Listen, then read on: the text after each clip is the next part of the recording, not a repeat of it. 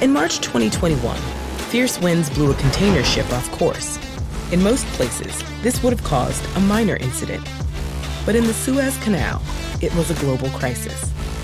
This vessel wasn't just blocking other ships.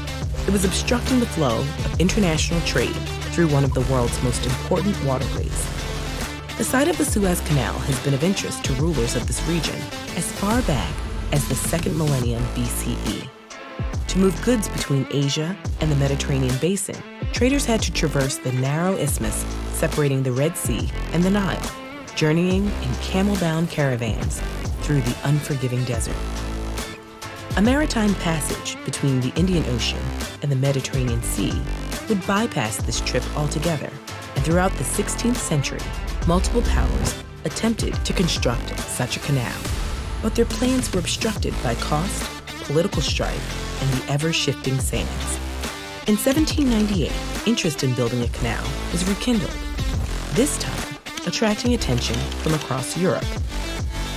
Over the following decades, individuals from Austria, Italy, Britain, and France pitched their plans to Egypt's rulers. At the time, Egypt was a territory of the Ottoman Empire, which was resistant to these proposals. But Egypt's political and economic autonomy was gradually increasing, and its government was eager to pursue the project. When Said Pasha came into power in 1854, he approved a plan from the enterprising and manipulative French diplomat Ferdinand de Lesseps. Signed in 1854 and 1856, a pair of concessions gave de Lesseps authority to establish the Suez Canal Company and finance it by selling shares to capitalists of all nations. The contracts between Said Pasha and the Canal Company also promised a workforce of hundreds of thousands of Egyptian workers. Beginning in 1862, about 20,000 laborers were forcibly recruited every month, digging the canal in harsh desert conditions without easy access to food or water. Diseases like cholera ran rampant, and workers toiled under the threat of whips. The estimates of those who died during construction range into the thousands. In 1864, the new Egyptian ruler, Ismail Pasha, put an end to the coerced Egyptian labor, but he still pressed forward with construction. Foreign workers from all over Europe and the Middle East labored alongside dredgers and bucket excavators to remove 74 million cubic meters of dirt. This massive population of workers required infrastructure to deliver drinking water and other supplies, giving rise to a flourishing economy of restaurants, brothels, and smuggled goods.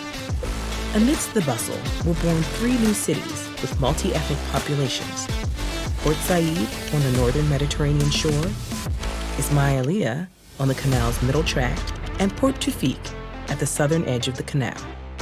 The construction site bypassed the Nile and ran directly from Port Said to Suez.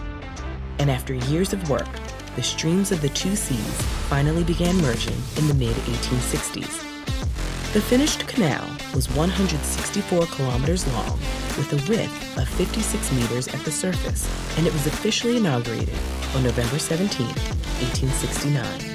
While it struggled financially during its first few years, the canal ended up dramatically accelerating global trade. It also facilitated the migration of numerous marine species, dramatically changing local ecosystems and cuisine. Over the decades, traffic through the canal grew, but in 1875, financial issues forced Egypt to sell much of its stock in the Canal Company, allowing Britain to take over. It was only in 1956 that control of the canal fully reverted to Egypt when it was nationalized by President Gamal Abdel Nasser. This move sparked a military standoff between Egypt and Britain, France, and Israel.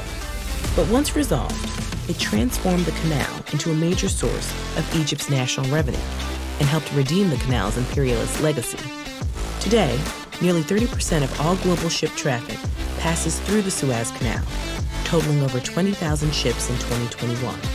However, the incident of the Ever Given is a stark reminder of just how fragile our man-made systems can be. Just a few decades later, Ferdinand de Lesseps took on yet another colossal project, the Panama Canal, with disastrous results. Dig into the creation of one of the world's most important passages with this video.